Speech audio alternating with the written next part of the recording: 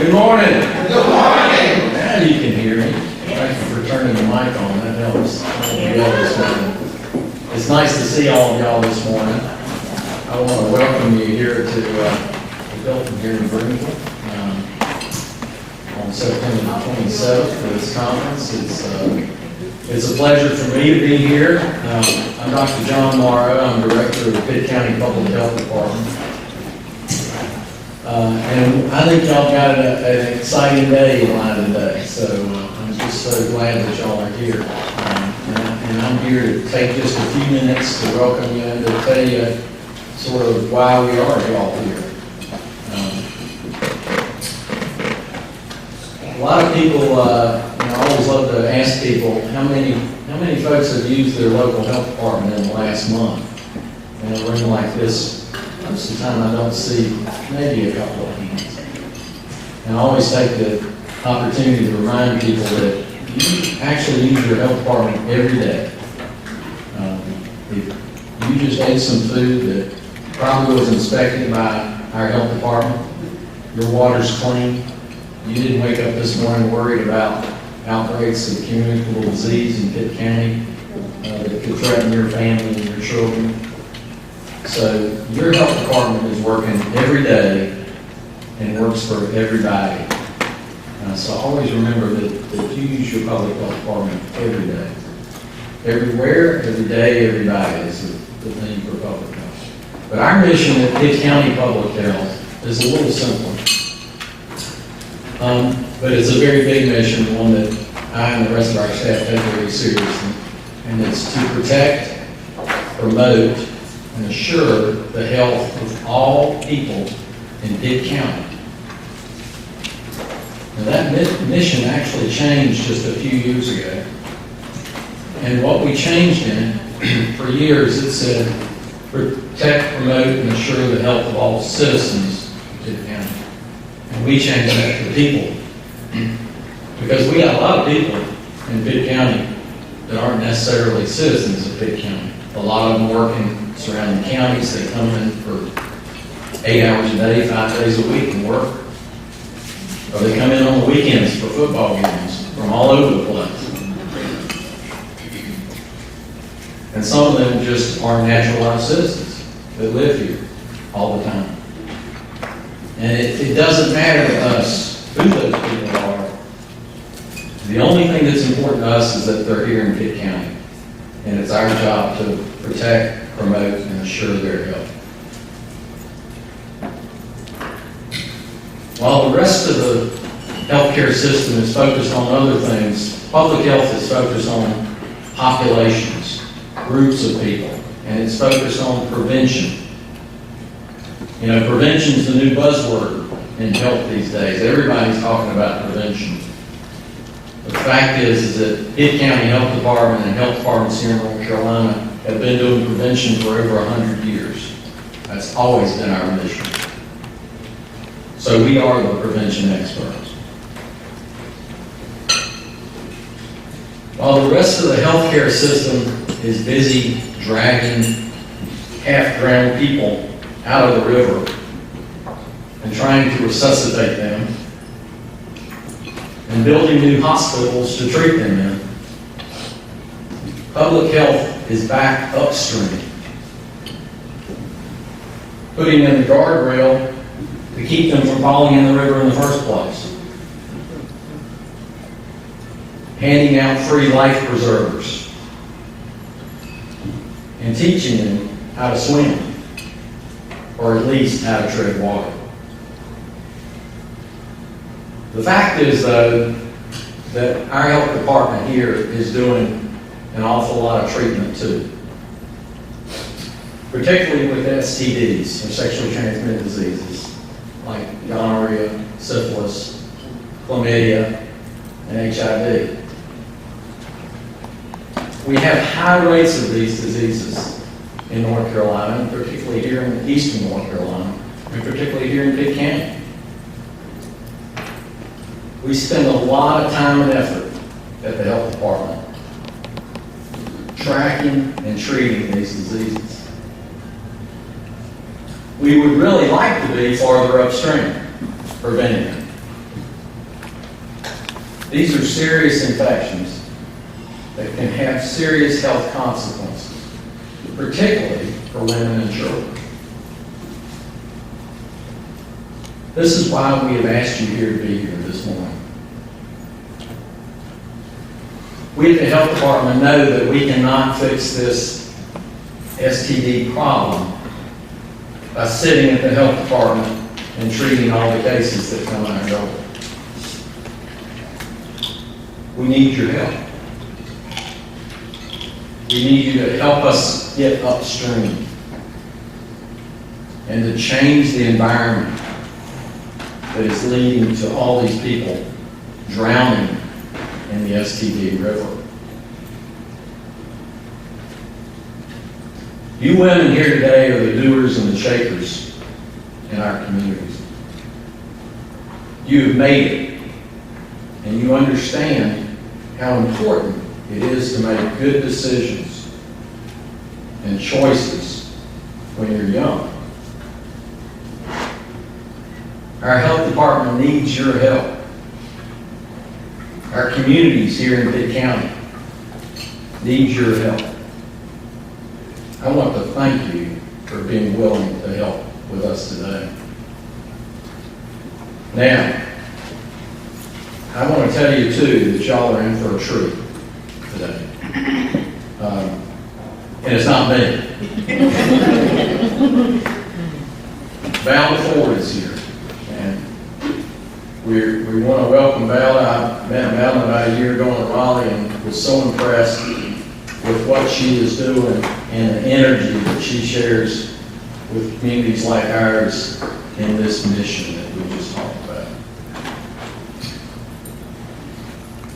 I'm going to let Kim Hardy introduce Valdar, but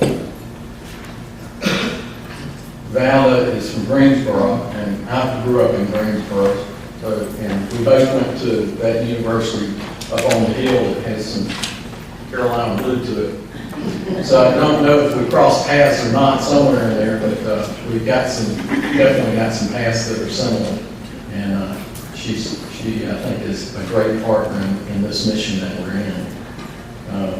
But as I thought about Valdar, and she was at our Public Health Association meeting last week in Wilmington. Valdar, I didn't get to come see them, but I heard great things.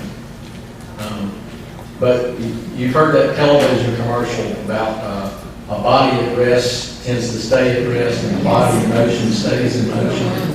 Well, let me tell you, y'all are fixing to get moved today. And it may take some time before you stop moving once she gets done with it. So without further ado, let me introduce our one of our prized employees of the health department, Kimberly Hardy. Kim's coming up through the ranks, so to speak, all the way from a public health nurse 1, and now she's directing our clinics as a family nurse practitioner, and it's just a real asset, not just to our health department, but to our community too. Kim, please.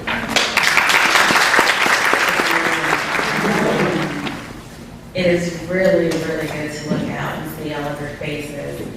I'm not sure if you caught the news clip yesterday when we were advertising today's event, but I said some wonderful things about you. I didn't know you personally, but I had a feeling about who was going to come here today. And I said you all are powerful.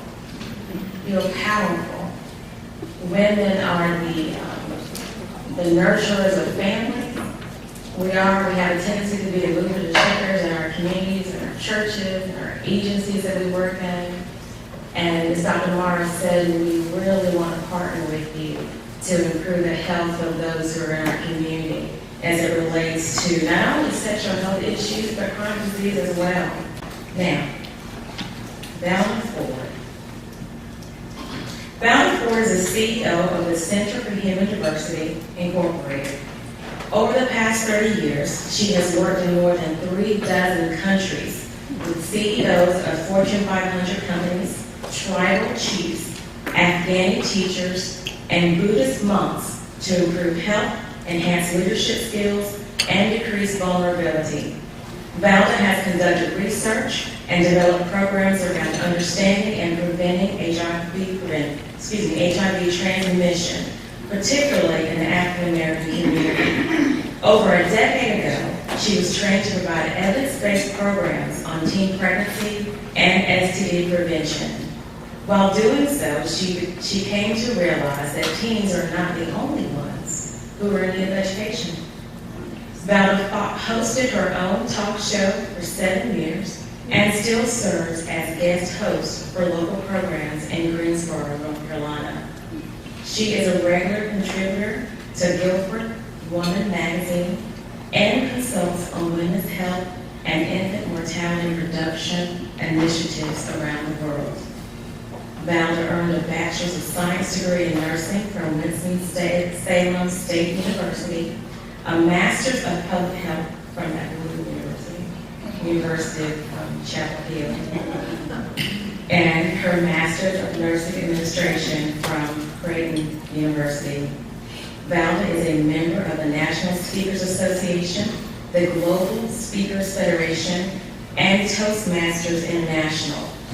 She has presented in places as diverse as Colombia, Afghanistan, the Virgin Islands, China, the Netherlands, Poland, Ghana, Saudi Arabia, Denmark, Sierra Leone, Sri Lanka, the Philippines, Australia, South Africa, and 35 of the United States.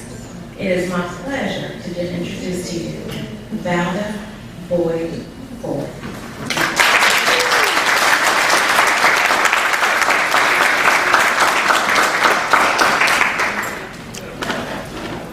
Good morning. Good morning. That's okay, kind of, sort of. Let's try it one more time. Good morning. Good morning. Because you see, I did have the opportunity to have some interaction with this school over here that's not blue. I was married to a Marine, and we were stationed in Jacksonville, North Carolina. And when I started going to school, I actually enrolled at East Carolina. But as you might understand, I was married, I had 2 kids, and I was driving back and forth up here. And it was not working on so many levels. But see, I was trying. But I went to the community college at Coastal Carolina instead because it made sense. I had 2 little kids, one had heart disease, and so I needed to be there. And a Marine, of course, has no schedule that you have anything to do with. As a matter of fact, being a wife or being a mother, the saying would go, if we wanted you to have a wife, we would have issued you one.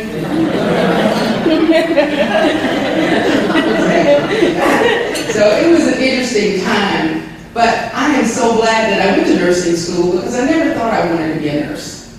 I was born in 1954. And y'all saying, no, she can't do that. We understand, right? Go back.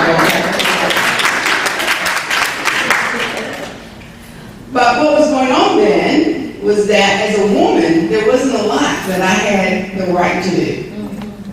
What were women expected to do in the 50s? Babies. Cook, clean, have babies. What professions were open to them? Teachers, nursing, teaching, librarian, secretary, for the most part. I didn't want any of that because I wanted to be different. But as I got involved, and as I said, I had a son who was born with problems, and I was curious about how does this whole thing work. I became more interested in healthcare just to help my son. And nursing is the best thing I've ever done. It's the best thing I've ever done. I'm glad I did not become, thank you to all the nurses out there. Most people really don't understand how much of an impact nurses have in their lives. And if you have a nurse in your life, you should tell her thank you. Because it is also one of the most thankless jobs in the whole world. But interestingly enough, when there's a survey, when Gallup does a poll to see who are the most trusted people in the whole community, nurses are always number 1, except for 9/11, when firefighters rose to the top. The nurses are considered the most trusted. So believe you me, it's a hard job, but we really just want to help all of us get to be better and not go through some of the things that we see around us every day. Today we're going to have a conversation. We're going to get real. Now, if I get to the point that it's a little too sensitive for y'all, you just do like this and I'll try to back it down. No one will really know, but we're women, right? Yes. We know all that's going to be talked about today. Yes. We might not have talked about it at the Hilton. We're going to talk about it here today, so we're going to get real. Are you ready to get involved? Yes. Good. I love it. It's early in the morning. I do a lot of workshops, and there are really 3 types of people who come to workshops. You know what they are? There are people who come because they've been forced to come. I call them prisoners. There are people who are coming because they are just happy to not be doing whatever else they were supposed to be doing. I call them vacationers. And then there are those who come because they love to learn. I believe that anytime someone is offering up some education, you can get something out of it. It might not apply to you this minute, but it will work and help you in your life. And if it doesn't work for you, you know someone it will help. So I'm glad you all said yes. We're going to talk about the culture of things, our culture now as it is. And culture is not just about race. That's what most people think of when they think about culture. But it's about the behaviors and beliefs characteristic of a particular group or age group. So we can talk about the culture of the church. The culture of the church is what? Give me some characteristics. Preaching, sermonizing, teaching, singing, praying, shouting, fellowship, eating, absolutely. The most fun thing, I sing with my church choir. And when we go, and it's revival season, so people are asking us to go out every Monday, Tuesday, and Wednesday night. And we're like, oh boy. I mean, every Monday, Tuesday, and Wednesday night for a while. And I always ask the question, is it going to be good pound cake there? Because you know some church ladies can make some pound cake. I love it when it's got a little crust around the edge. You know what I'm talking about? Yeah, that's a good pound cake, okay? It doesn't have to be pretty, just a little crusty. We're going to talk about the culture of coming together, talking, learning, preaching, worshiping, singing, doing all those things. And sometimes we don't talk much about health.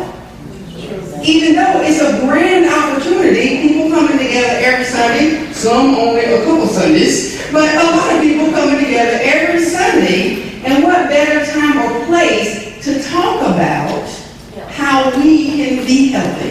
Exactly, our health. And health is more than just the absence of illness. It is the ability to live well and to have a fulfilled life. We're not supposed to just be getting by. That's not what we're here for. If you're getting up every morning thinking, ugh, just go back to sleep. It may be, if you're getting up feeling tired, you didn't really get any good quality of sleep. How many sleep disorders are there? Can you name any? Sleep apnea, narcolepsy, insomnia. Snoring is part of that, because sometimes you might be snoring and not have sleep apnea, but your other partner is not going to be sleeping. And it's going to be going, oh Lord! Let me work out, put you on. There are more than 80 sleep disorders. These are things that we're not going to find out just every day, but I found out that typically, even when a child is wetting the bed, that is because of a sleep disorder. So for those of you who are still spanking your children for wetting that bed, stop it right now! There is no intention about lying in a wet bed. Just think about it. And we can't spank it out of them. So talk to your pediatrician or your nurse practitioner so they can help you understand strategies to find out what's going on with that child. And a lot of pediatricians don't even think about it. So sometimes you have to be educated enough to ask your healthcare provider to think about it. That's just one little tidbit for today. So we're going to talk about the characteristics of the church and the things we can learn. I think we can always have a health moment, and it should be from the pulpit. It should have just as much weight as anything else we're learning, because if you don't have your health, what do you have? None. The one thing my great-grandmother always said, if you don't have your health, we're going to talk about that. When we think about a culture of health, we have to think and act differently. We can go to our health providers as much as we want to, but we have to be accountable ourselves. We have to think about ways to stay healthy. We have to think about it as much as we think about what our hair will look like when we roll up in a church on Sunday. We might put more effort into getting our hair and nails done than we do to take care of our bodies. I've heard people who are sitting in the salon getting a $200 weave installed, but I'm not paying for that test. My insurance won't pay for it, I'm not getting it. You are paying $200 to get your hair did. Come on. And you won't pay to get checked out to see what's going on with you. Then you're going to roll up into the emergency room where people don't know you, and they're probably not going to think what you're there for is an emergency. Because if you're not bleeding, if you haven't stopped breathing, if you're not blue, we don't want to see you. Go back. What? Go see your own person Monday. Why are you here? The emergency room is not the place to take care of your health. It is the place that you go when you have an emergency. It's way expensive and kind of silly to go. You don't need to. So think and act differently. What needs to be done? We have some very vulnerable people in our community. Who are the vulnerable people in our community? The elderly, children, orphans, I'm sorry, people with disabilities, mentally ill, the veterans. Veterans, we just don't do a good enough job with our veterans. We really don't. And as a people, we need to raise up and say something about that and really push our elected officials. That'll hopefully be my only political statement today. But we need to do better. But we need to lift up the most vulnerable people, because anyone can be vulnerable. It just depends on the situation. If you are a person who has it all going on, how many of you have vacationed outside of the United States? Great. How many of you have been to a place where English was not the main language?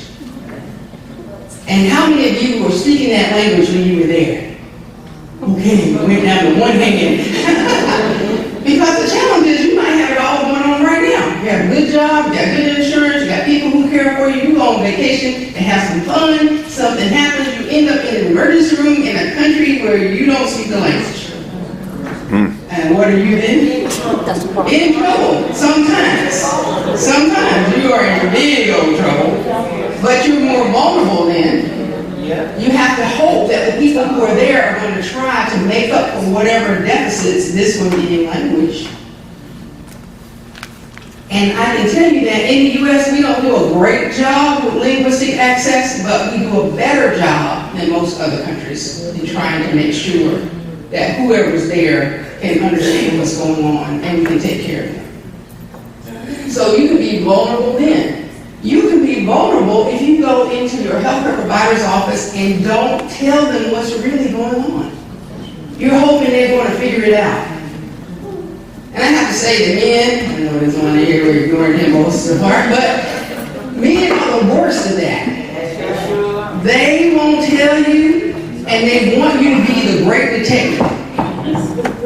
Healthcare people can't help you that way. We need information. We really need to know what's going on so we can do a better job of taking care of you. So if you have something that's going on with you and you're embarrassed about it, and you don't tell us, we're not necessarily going to know to look for it or to treat it. So if you have to, do like I do. You ever go to the doctor's office and you forget some stuff you were going to say while you were there? And you leave me just mad. Dang. I had to tell him this. I had to tell her that. And so I write notes down before I go to the office. I write a little note, and what do? I slide it over to them. And even when those people are trying to say, I can only talk to you about one thing today, I'm like, you got my list. You decide what's the priority before I walk out the door. But that way I don't forget. So if things are sensitive and you're embarrassed, because the culture of who we are is to be embarrassed when we talk about private things. There's nothing private when it comes to you and your healthcare provider. There's nothing private. That is a no judgment zone. And if they're up there judging you, find another one. I'm serious. Because you shouldn't have to expect poor treatment psychologically in order to get good treatment physically. They should go together. All right, we're going to go ahead and get started again.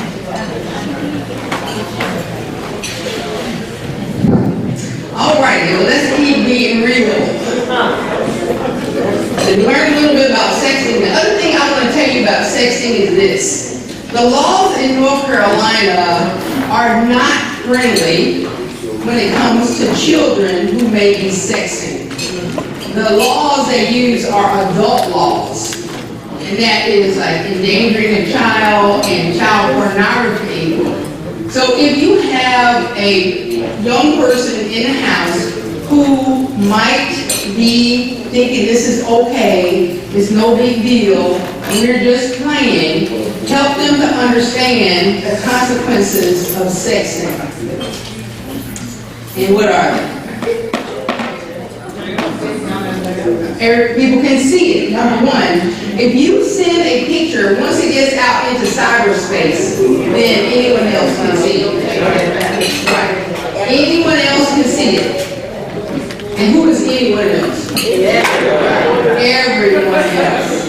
Everyone else can see it. Now, the other part is Kimberly. So, the other part is everyone can see it, and once it goes out there, you can't retrieve it. That's right. You can get whatever kind of internet cleanup spot you think is not going to work. It's still out there. One person that has downloaded it and saved it to their computer or phone, they can send it out again. So you don't want that because a lifetime. I mean, I just look back at some of my prom pictures and go, oh. And that was just about hair grease. So imagine if there was something more. What else? What are the other consequences? Pornography laws. They can be prosecuted for distributing pornography and contributing to the delinquency of minors. And they can also be labeled as a sexual offender. And that does not go away. If a 17-year-old boy sends forth a picture of his 15-year-old girlfriend, he will probably be considered an adult. And she will not. Especially if you make that 18 cut.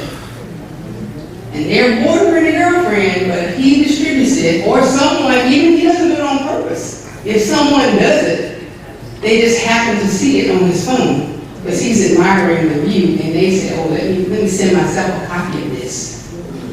That's illegal, and they don't care how it happened, because the picture should never have been taken. So tell your children that has a lifelong potential consequence. One, because when you label a sex offender, that's a wrap, isn't it?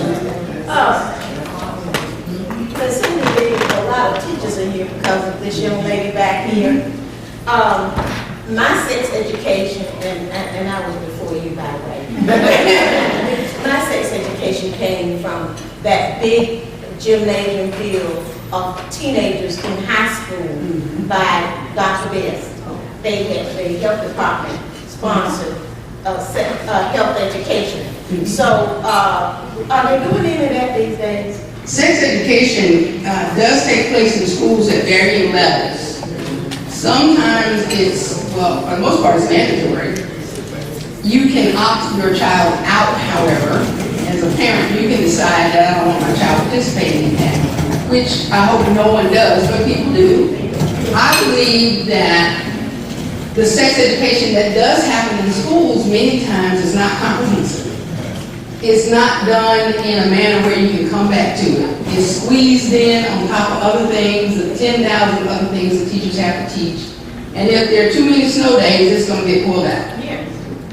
But the most important thing is the person who's teaching it may not be someone who's comfortable enough to teach it. I'm comfortable. Yeah. But a lot of people who have it as their job to do, even who may be in healthcare, are not all that comfortable doing it. Because we have to think about better ways to do it and not teach sex as a disease of don'ts. Basically, that's what we're doing. And they might be teaching it in anatomy and physiology, they might be teaching it in the 6th grade, they might be teaching it in the 10th grade.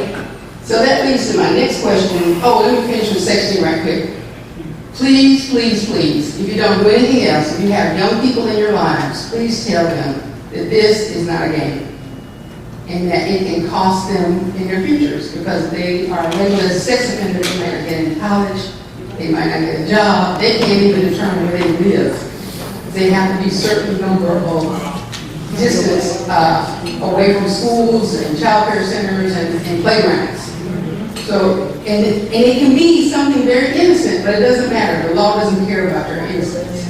And the state of North Carolina has not made laws specific to young people doing this. There are about 10 states that have laws that address young people who get caught up, and they consider that it's a learning experience, and they're not going to punish them like adults. But North Carolina's not there. Yes, ma'am. But it just comes to my head, and I know I told my grandson, he asked me something, and I said, no, she's 15, and she can't give you permission to do nothing. Right. Nothing. Because if mom and dad decide they want to go to the police and you tell them that you had sex with your 15-year-old, you in trouble. Exactly. And like you said, that goes with you on your record for life. It changes like immediately anything like that. And going back to other things that we were talking about, I always tell my grandkids that as far as child abuse is concerned, sexual abuse is concerned, don't be afraid to tell me anything. I'm not scared of that person, okay? Exactly. So they threaten and all that stuff, don't believe it. Come to grandma. Exactly. And the thing that's important is that sometimes they threaten the child that they're going to hurt you. Yeah. So you have to tell them, don't let anyone threaten you, and don't worry about it. I'm a big grown up and I can handle it. You come and tell me.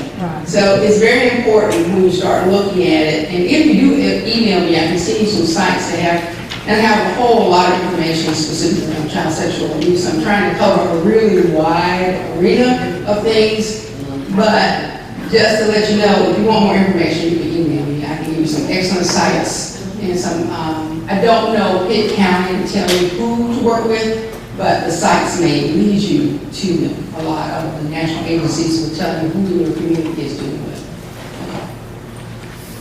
So, when does puberty begin? At age 11 for girls, 12 for boys, both 1 and 2, neither 1 or 2?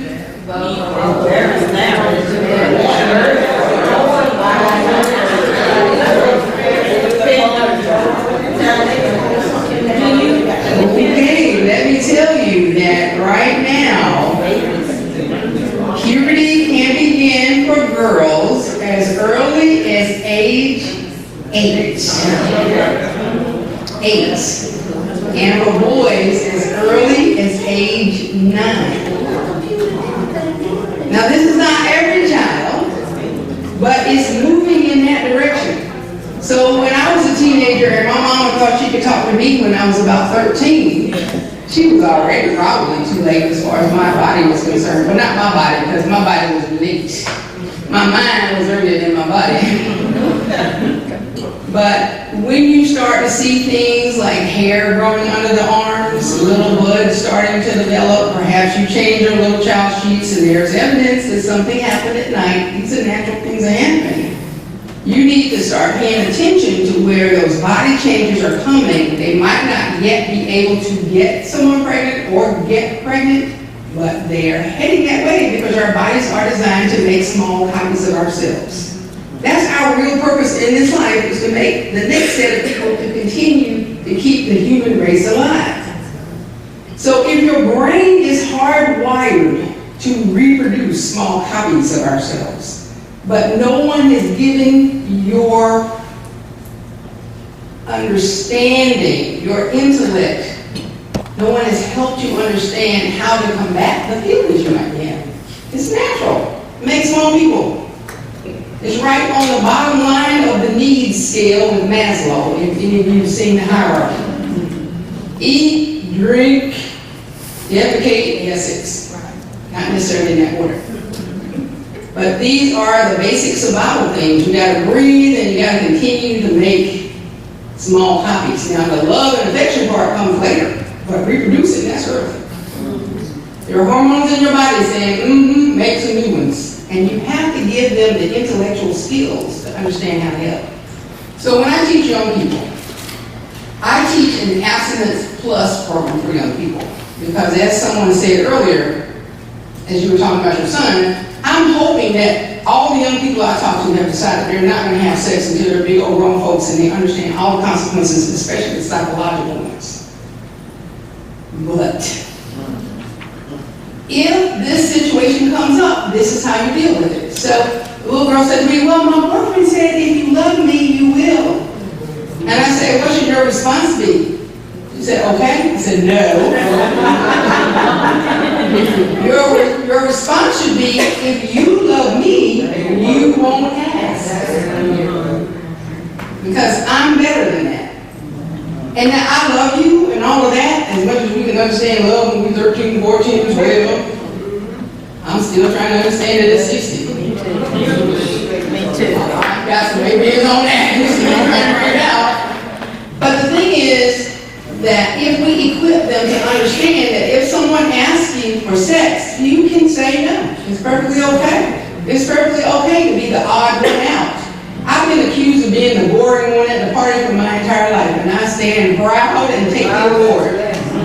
No problem. Don't drink, don't smoke, haven't done drugs. Thankfully for me, back in the new days of marijuana, when I was a teenager, and it was the make love, not war years of Vietnam and the 60s, this young guy said, oh, you need to come do some of this. I was like, I'm not doing this, but I have to drive. He said, oh, let me just give you a shotgun. And he just blew some smoke in my face. Well, that's a contact, you understand. The thing that happened to me is my head almost blew off. I had the worst migraine or some kind of terrible headache ever. And if I am anywhere near marijuana, can't even go to concerts anymore. I'm like, oh, smell it, I gotta go. I just wasted my $125 for that ticket. I have to leave. Because that's how my body reacts to it, so that's good for me. If I drink wine, I fall asleep, so hey, what's the point in that? Fortunately, for me, my body didn't ever cooperate. And then later on, as I was married to a crazy Marine who liked to drive really fast and drink, I learned that I would rather be sober and drive. And so it became a natural thing for me, but all along, when I was growing up, I was perfectly okay with not being able to go. Because my mom was more than extra strict. More than extra strict. But I had my own ways of rebelling, but I got to stay in the house a lot. But it worked out for me. There are some things that you need to know, but your kids are knowing, they're interested, they're curious, and their bodies are driving them in the direction, and you have to give them the tools so that they don't do it. And to be okay with the fact that everybody else is doing it and they're not. That's perfectly okay. And you can talk to them about, as you talk to your son, do you really want to be spending 1/4 of your income for the next 18 years giving it to somebody that you don't even like anymore? You know, 1 minute of pleasure, 18 years of prison. It's the same thing. Someone came up and asked me about getting pregnant because the whole thing too is you have to know enough where young boys will say stuff like, I don't need to put it in. I'm just gonna lay it right there. I'm not gonna put it in. I'm not gonna put it in. You can't get pregnant unless you put it in. And guess what? All one of those little spermatozoas need is some moisture. They start sweating. They're in a marathon. I can see the whole run. There's the cervix. Oh, I'm going through. Fallopian tube, here I come. Okay? So this is what you have to understand is that your body is made to produce. And every possible opportunity for that sperm to connect with that egg will happen. The conditions don't have to be ideal. Yes, ma'am. I had one young lady told me that, she said, we didn't even take our clothes off. I said, she took enough of them. They take them off, they got wet somewhere along the line, and that really went through. She was shocked. I didn't do anything. It just was his finger. Yeah, but his finger had formerly been where? On that leaky penis. Leaky penis, sperm fingers in. Wow. How did that happen? And guess what? You got pregnant and didn't even have any fun. I mean, how terrible is that? You were thinking this is immaculate conception. It was just a mess. It's not easy to do it. It's not simple, but it can happen. So let's just be real and go through the whole continuum of things. Ideal circumstances are you are ovulating, and he has the right numbers of sperm, etc., there's good moisture, and the things happen. However, it doesn't take all that. I mean, test tube babies and in vitro fertilization, and all those things happen without the benefit of anybody touching anybody else, just the sperm being put in the right place. So talk to them. You have to be real with them. You have to say, look, this is what they will say to you, because it was said to me. Or this crazy woman named Valdar Ford said it to us on Saturday at the Hilton. These are the kind of things that happen, and this is what you need to know. There are plenty of really good videos that are out there as well if you're uncomfortable about everything, but you should educate yourselves, because you are the authority. You're going to take the information from you. People say, Granny came back. Why Granny got all that? What? Let me tell you about my granny. Because at my house, my son would bring people to the house to talk to me, because their parents wouldn't talk to them. And the saddest case was this young boy who came to say, Miss Ford,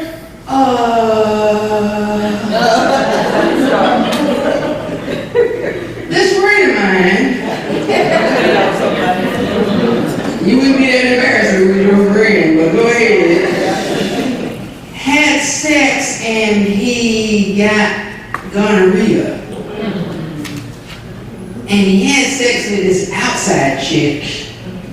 And now he wants to know that since he's been treated, does he have to tell his regular girlfriend? Well, let's ask this question. From the time you had sex with your last girlfriend, your real girlfriend, and the time you had sex with your outside chick, did you go back to your real girlfriend and have sex again? Yes. Then you have to tell her. But I got the shot. I don't care. He don't told me yet. I don't care. I know. He told me we got to get some friend. And that's all you have to do, because he knew that I knew he was not the friend. But in the end, he was devastated that he would have to go back and potentially ruin the relationship with the girl that he did care about, because he had a relationship with somebody who was simply available for the moment.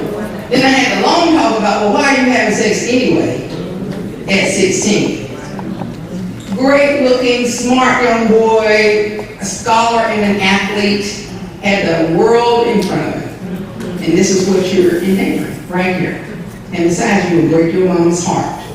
Well, this boy don't tell me I break my mom's heart. I use whatever tools I have available. Whatever will work. And so he came back and he talked to me some more. More of the friends came and talked to me. And I said, let me give you the explanation. The number one thing is that if you have gonorrhea, boys are typically lucky because they have pain with it. It hurts. They call it the strain. They go to pee-pee and they go like, ah! And guess what? They're going to go get it checked. Girls may or may not have any discharge. If they're unlucky enough to have this happening and then they have their menses at the same time when they might have some discharge, guess what? They're not going to smell it, they're not gonna see it. If they smell anything, they're gonna think it's period blood, and that's the end. So then what happens with gonorrhea that's left untreated? It becomes dormant for a minute, and then it just continues to go up. And then where does it go to next? Into your womb, into your ovaries, into your body, into your abdomen, and sometimes you can get what's called pelvic inflammatory disease as a result of untreated sexually transmitted infections, which can mean, in the worst case scenario, they have to take about everything out of your abdominal cavity. That means no babies. It might mean that you even end up with some devices to help you eliminate because the infection is so bad. Long-term untreated sexually transmitted infections can affect your heart, can affect your brain, can kill you. It is assumed that about 15% of infertility, the inability to have children, comes from untreated sexually transmitted infections that scar the fallopian tubes. Up to 15%. That's a whole lot of folks who might want to have children who will not be able to. Because they didn't know it, or the symptoms went away. How many times have we looked at things and thought, oh, we just wait, it's going to be all right, right? But we can't. Our bodies try and try and try to give us good signals about what's going on. But the body is also amazing and restorative. It works very hard to get you back to okay. If you or someone you love happens to have sex with someone today who is HIV positive, and the situation is ripe for transmission, that will mean that there is some kind of abrasion somewhere, or mucous membranes alone can take it. But say specifically there was a little bit of tearing, because for women, especially those of us who might be late 30s and over, when your hormones start to shift, you might lose lubrication. And then you have a little bit of tearing, that just increases the risk that you're going to have transmission of HIV. But what happens is you might feel bad a couple weeks from now. You might have a little flu-like thing. But if it happens to be flu season, are you going to worry about it? Probably not. That is your body trying to say, ooh, there's something really bad going on here. And then what happens is that it goes away. It becomes dormant for a while. And it might be 7 to 10 years before you actually have any real symptoms that alert you to the fact that you're in trouble.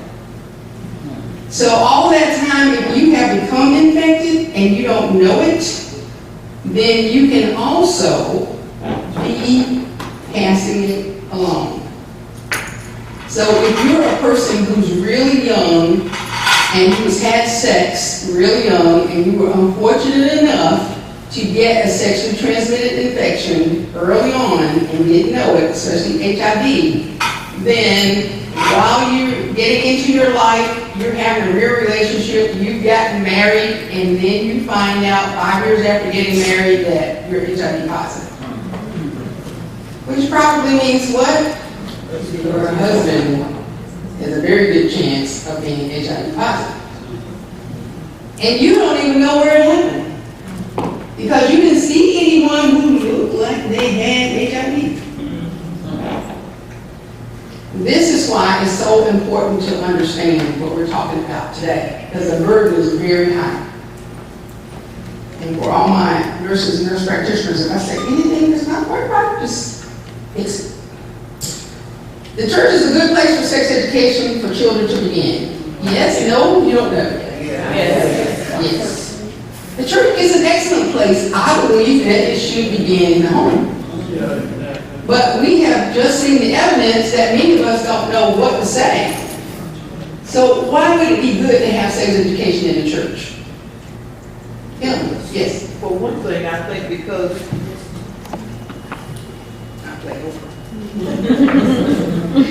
one thing I think is because while we may not know anything, the young people at the church are going to know everything, and they're gonna be asking us, and then we will have to say, let you know about that next week, we'll talk about it. The finding out, that's a good thing, because you put it out there, someone will tell you what you don't know. Or they will ask for a question that you don't have an answer to, and the right answer is, oh, well, let me get with somebody and we'll get back. We'll do part 2, part 4, part 14, part 59. Because the point is, just like all the other things we teach our children, it's not a one-shot deal. What are the other reasons that it's good to have sex education in the church? It's a somewhat controlled environment. Yes, absolutely. And most times, your children won't listen to you, but when they hear it from another source, say auntie or the preacher, they have an opening ear. And you know, it can be so disgusting when you have said things 400 times and they have not paid attention to you. And they come and say, oh, do you know what Jerry told me? I'm like, oh, dang. I told you that 400 times, but it came from Jerry, and it was okay. It was real.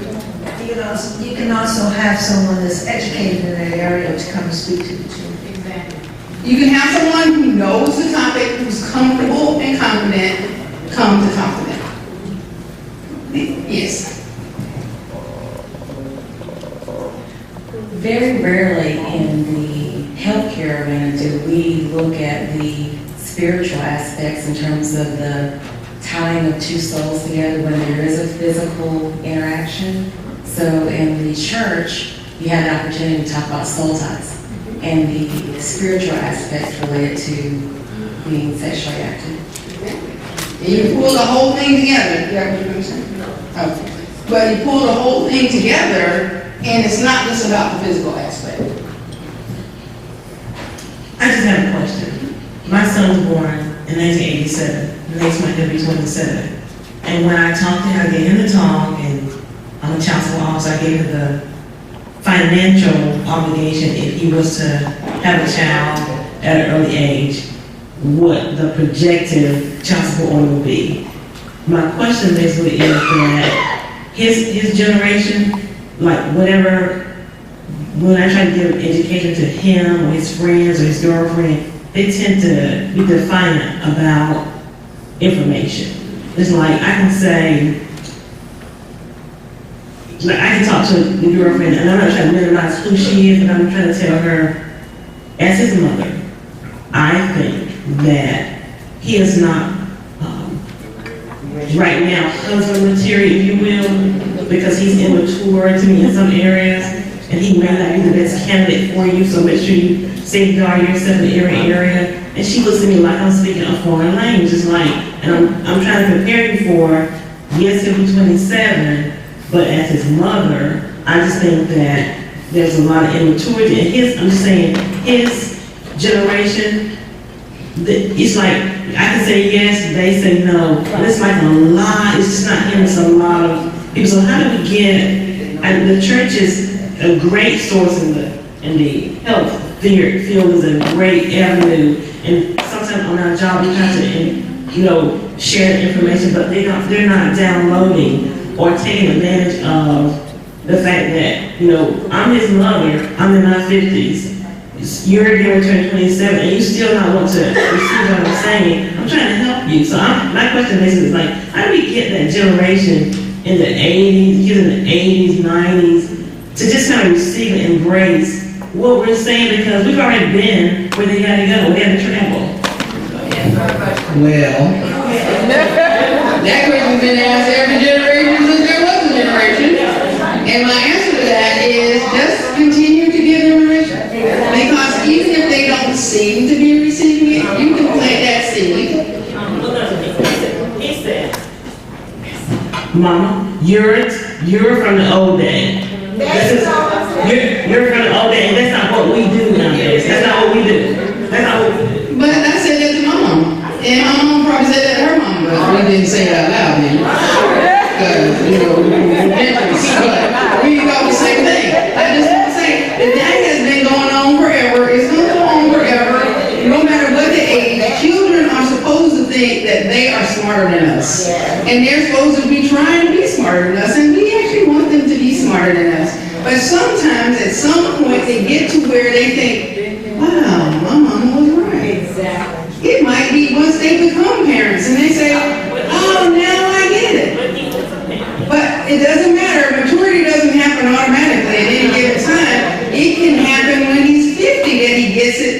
as long as you keep putting the seed in there, there's a possibility, because if you stop, there is no possibility. And the church is another place where you would expect, a child would expect to find confidentiality, trust, and truth. So hopefully they're getting that, the church is going to tell them the truth. Right. And yes, it should be true. And some people are going for that. But sometimes the best of things don't happen, but that means that we need to step up and require that they do. That if they haven't been going right, that we get our houses in order too. It's our responsibilities as members to not just sit there like we don't have anything to do with what's going on that's bad, but talk and keep talking, and they will listen. They might not hear it, but they are listening, and it will flow on down. And maturity, unfortunately, doesn't happen at any given time. I know a lot of immature 60-year-olds. All right, so African Americans make up 13% of the population of the U.S. in general.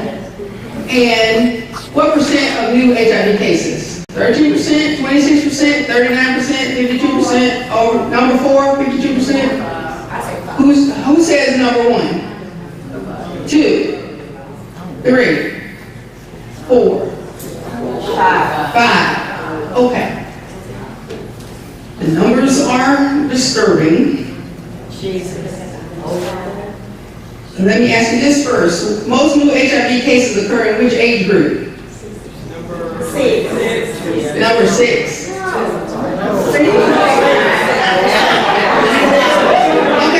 wait. Okay, show of hands. Who thinks it's number 2? Number 3. Number 4. Number 5. Number 6. Okay. I'm going to get to it. All right, I just wanted to show you where you're ranked. Just to give you an idea of the 97 counties in North Carolina or 100? 100 counties in North Carolina, you're 7th highest. When Dr. Morrow was telling you that you're in bad shape here, he wasn't joking. This is not the time you want to be in the top 10. This is not the time you want to be in the top 10. You're number 7. Okay? I'm sorry, this isn't better. I hope it's kind of good. But here you have cases, African American, 68%. And I cut off the top, I'm sorry, but this is 2013, and that's 2012 and 2011, et cetera, So you see back to 2009, you have 69%, 68%, 67%, 70%, 68%. Okay, so make up 13% of the population, 68% of the cases. What is wrong with that picture? Now, we've come a long way, maybe in the wrong way. When we first heard of HIV, the picture of the person of HIV was a white, male, gay person living mainly, the first case showed up in California, in LA. A cluster of young people who had pneumocystis carini, which is a pneumonia that typically shows up in older and immunocompromised people, and sarcoma, the skin lesions. And they were like, well, what's going on? And then it moved, and it was really, the numbers were looking pretty high, and there was a lot of education in the white gay community, and a lot of behavior change took place, and the numbers started to change. At the same time, in the African American community, we're still trying to act like things don't exist, or we're so busy being hateful of people who may come out as gay that we don't take the moment to do what we need to do. Whether or not you believe that homosexuality is something that's a choice, or whether you think it's biologically determined, it doesn't matter.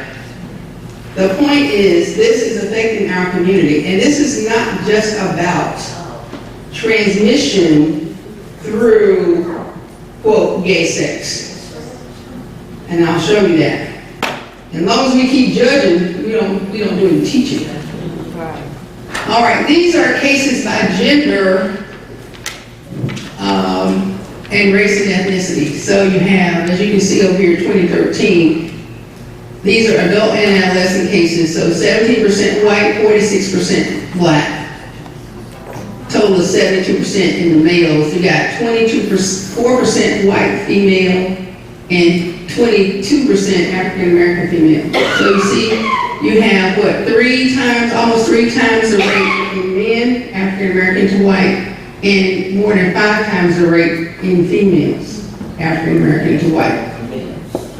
We don't have exceptional numbers for Latinos, Asians, and American Indians, but they're still significantly smaller. If you're looking at 72% to 76% African American, male and female, that doesn't leave but a couple of percent to go. And this is by gender and age, so you were wanting to know when does it happen. So this is too much of an eye chart. I actually made a smaller one for you. All right. This gives you the percentage by age. And so you will see that by age, you have 10% for people, okay, 1% for 15 to 19-year-old, which is, there shouldn't be any cases in there, y'all. There absolutely should not be any cases in there. Typically, if they do happen, it's been because of abuse. Then you have 20 to 24-year-olds, 7%, 10%, 25 to 29. So 17% in this 10-year age, 23% between 30 and 39, 31% between 40 and 49, 19% between 50 and 59, and 8% in over 60.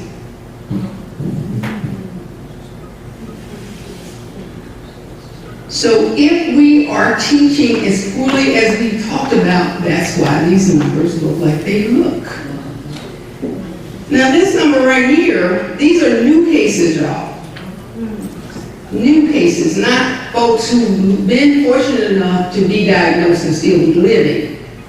That's different. These are new cases popping up at 65.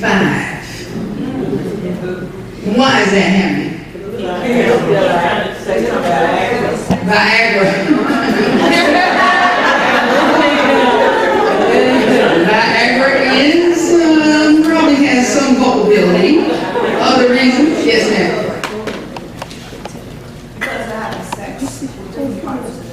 Having partners with different sex partners at a nursing home or any assisted living facility. Yes.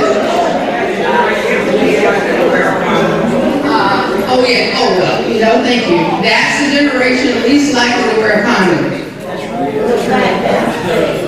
The fact that female hormones are shifting, she's not as lubricated before, and so he has it with somebody else.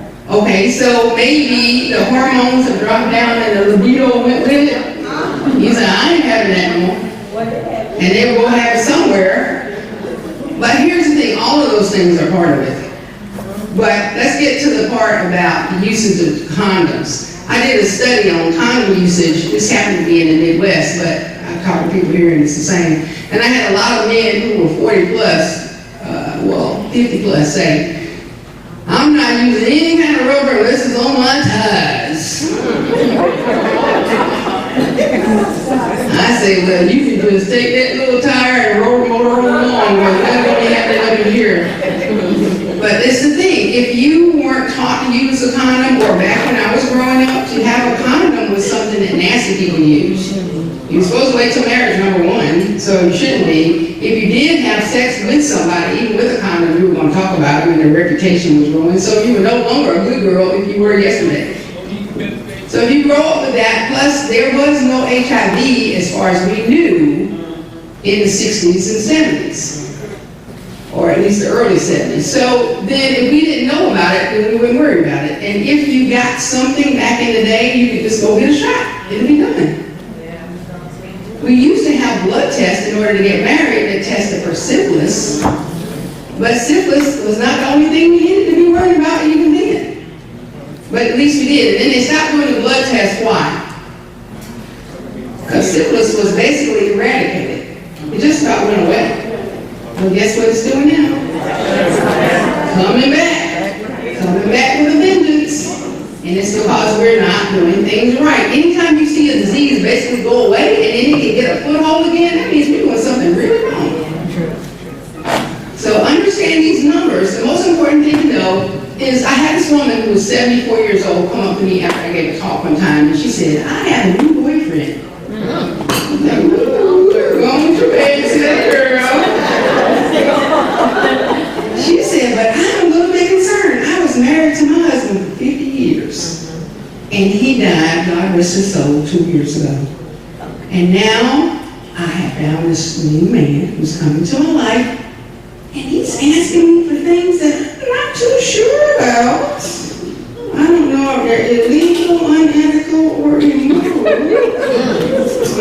I said, tell me what they are.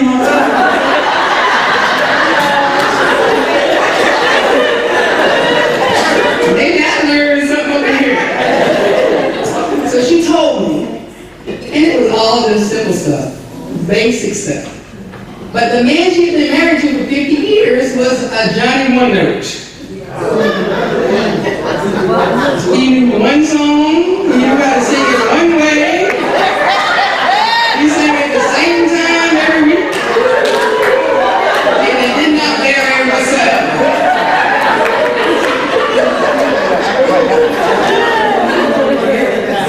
Now she had somebody who not only could sing more than one song, he could conduct an orchestra.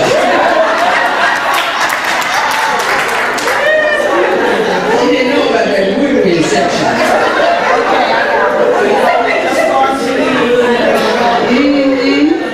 So as I spoke to her, I realized that she was one of the most vulnerable people I'd ever been around, because she was born at a time where she did not have sex until marriage.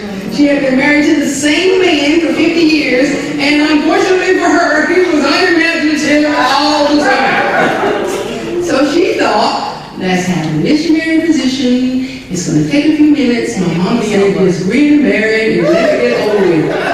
You could be doing the grocery list and sign a ring shopping tomorrow. Let's let it get over with. Okay, it's over with. Now let me go take a shower. That was it. So here's somebody that said, woo, let me do this. And she said, is that okay? I said,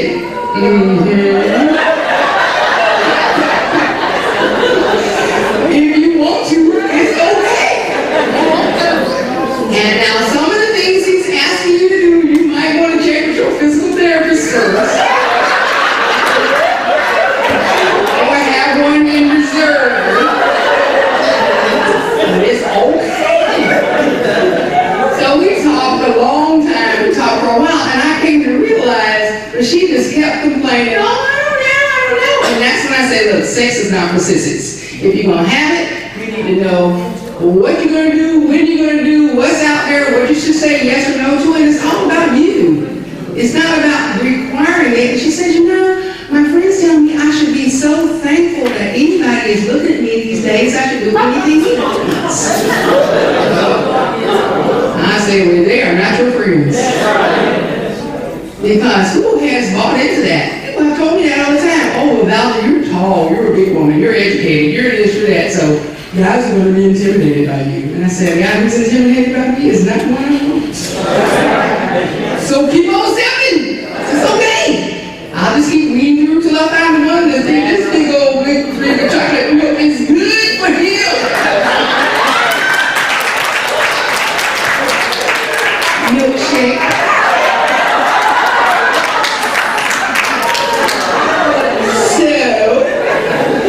But what's important is to know some of these numbers are happening out here because you have people who are widowed or divorced or separated or whatever is going on, and they are having sex again under conditions that were not like they were in the beginning. No one has taught them about a condom.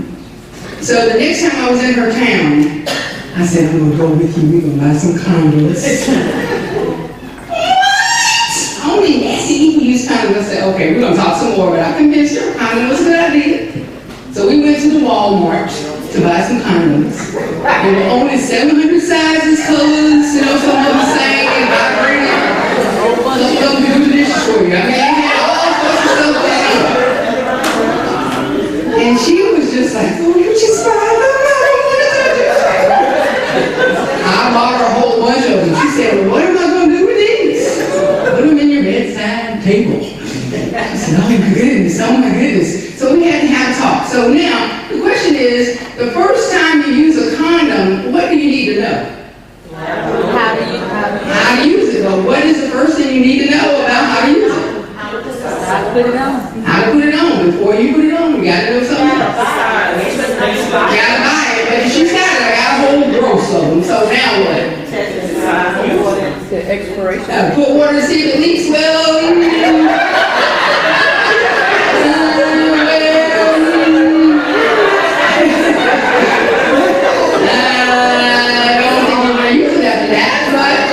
Let me see, I heard it over there. Check the expiration date.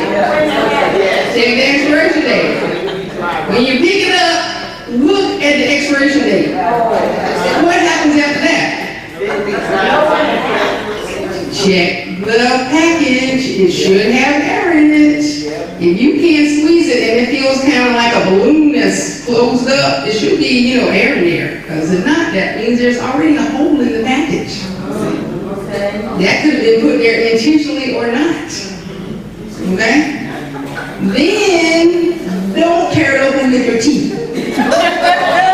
Because if you tear it open with your teeth, like you see them do in the movies, then you could tear the condom.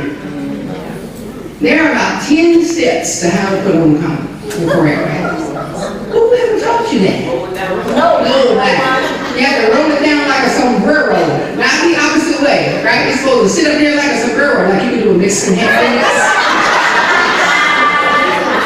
And you gotta leave some extra space at the end because you don't want it to bust when the big explosion happens. You spilling stuff everywhere. What's going to happen? Then when you take it off, you want to be careful because the contents are dangerous. You want to tie it up and put it in the garbage can, not put it in the toilet. If you're afraid somebody's going to see it, stick it inside of something else. But don't put it in your toilet because then you don't want the plumber come saying, I found 15 condoms, different sizes, shapes. Some of them were sitting in the dishes. I'm just wondering what you've been doing over here. You don't want to pay $160 and be embarrassed. Okay? Put it on. Then, if you're going to lie together afterwards, there needs to be some cleaning off because you can't get all of it off by removing the condom. There got to be some washing going on. Otherwise, that little laying close stuff, little swimmers. Always remember, little swimmers, Olympic level swimmers. You got that kind of across the English Channel. Don't leave them around. Because this is what happens. Also, there is a lot of sex going on in assisted living facilities, and I'm glad to hear that. Because when I get that heating one, I'm going to have some.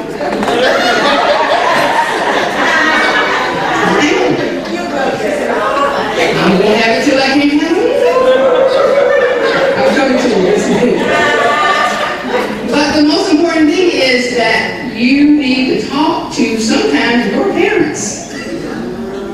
Because they're the ones who got this bad education, and they're believing that because the person looks clean, that they are clean. There is no big flashing sign with neon lights saying, I got the clap. There aren't any.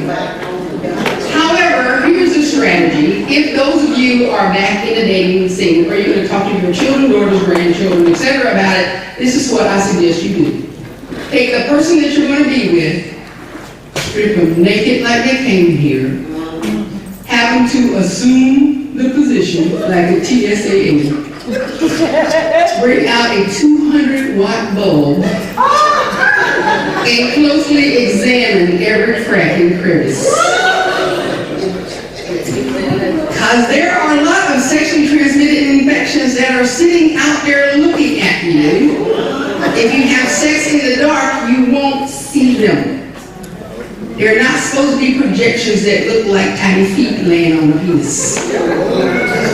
I'm sorry, we see things like that as nurses. And then the people who come in who also had those genital warts passed along because they never looked, because it was dark and they were embarrassed, they never looked or they never learned to look. And when you are 75 coming in with a new set of genital warts, it's kind of tough. Now you might have fun getting them, but wouldn't it be better if you don't? There are all sorts of strategies, but there also is predatory behavior that takes place around seniors. There are people who understand that seniors have discretionary income. They might be prostitutes, they might be young people who are just understanding they got that older sugar daddy or sugar mama taking care of them. The whole cougar generation is real. I personally am not interested in having anyone in my life who's 30 years younger than me, because I have to teach them my music and that takes too much time. I want someone who knows the same things I know, who is related, but if that's your thing, that's all right. Just understand that your risk might go up. It doesn't matter about the age. You cannot see sexually transmitted diseases and infections for the most part. You need to get tested. You need to have any new partner get tested. And it feels embarrassed. How can I ask for that? You don't ask for it, you demand it. You got the gold. If they want it, they have to say, here's my paperwork. And you should be going to get your paperwork too, because you might not know that you have something. And don't be expecting that your gynecologist is going to know it just because you're up in the hysterics. They won't. You have to tell what's going on with you, why you might have a suspicion, or just say, I'd like to be tested, I never have been, and I'd like to know. I know my husband was cheating on me, and I would like to be tested. Nobody's going to judge you for that. That's smart. Because if you're unfortunate enough to have contracted HIV and you find out early and you get on antiretroviral therapy, your life can actually have a pretty decent quality. People are living now 20, 30 years and longer after contracting HIV. And not living badly. But if you don't, then it ravages you. I don't know what time it is.